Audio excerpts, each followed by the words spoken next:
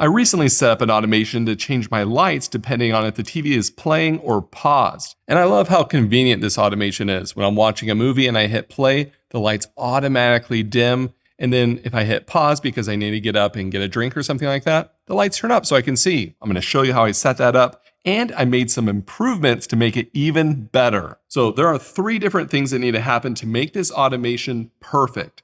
The first thing is the lights. So all these lights in this room need to change to the correct brightness, not be too dark and not be too bright. And I want it to be able to change depending on what we're watching on TV. Like if we're watching a football game, have it be a little brighter so we can see what we're eating. But if we're watching a movie, it will be a little darker. The second thing this automation needs to do is be able to change those lights depending on if the TV is being played or paused. And it needs to do this very reliably.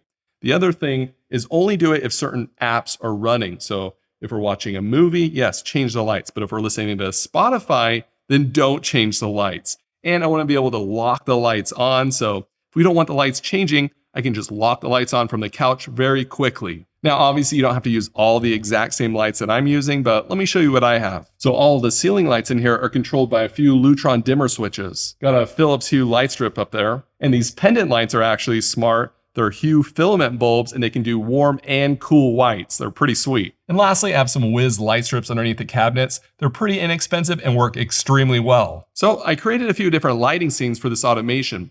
So when you start watching something, all the lights will turn off except for some light strips down there. That way it's not completely dark in here. You're not gonna trip on some kids' toys. But when you pause the show to get a drink or something, the lights will turn on a little more. Not be super bright to blind you, but enough that you can see what you're doing. Now, if we're watching YouTube TV, because we're watching football or basketball or something like that, then the lights will still dim, but be a little brighter. Like you can see, these lights are brighter over here, so you can see your food better. Now, to set up the automation, it's not too difficult. If you're using a Google Chromecast, you can actually do all of this stuff in the Google Home app.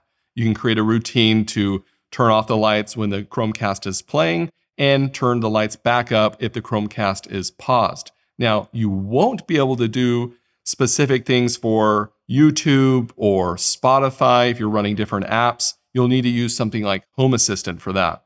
If you're using an Apple TV, you cannot do this with just the Apple Home app, unfortunately. You'll have to use something like HomeBridge or Home Assistant. I did create some Home Assistant blueprints where you'll be able to just import this automation into Home Assistant, and you can just select some drop downs of your Apple TV or Google Chromecast, and it will do it all for you. So makes it a lot easier. And to integrate the Apple TV into Home Assistant, it will literally find it for you, and you just press a button and it just imports it. Now, if you're not going to use the blueprint and you're going to set up this automation yourself, all you're going to want to do is set up a trigger of a state change. When that state is playing, then you're going to turn off the lights. Or if the state is paused, turn the lights back up. And that's all you have to do to get it working. Now, if you only want it to run for specific apps like Netflix and not for Spotify, if you're using the blueprint, you can just select the different apps that you want it to work on. But if you're going to do it yourself, you're going to have to find the app ID for either Chromecast or the Apple TV, and then put that in the condition. Now, the last thing I did, which is completely optional, is create a switch that I can turn on that disables this automation altogether. That way, if we have guests over and I want the lights changing with the TV, I can just grab my phone, say a quick voice command, and it will disable the automation. The way that I'm doing that is I created an input Boolean, which is just a virtual switch. And if that switch is on, there's a condition that just skips this automation altogether. Now, if you're using the blueprint, there is an option that you can enable this, but you can just skip it if you want. Again, if you want to use that Home Assistant blueprint I created, then I'll have it linked down below. You just click on it, it will import the automation into your system. Then you can just select the different drop downs and the automation will be all set up. It's pretty sweet. Try to make it as easy as possible for you guys. So if you appreciate it, then let me know down below. Thanks for watching.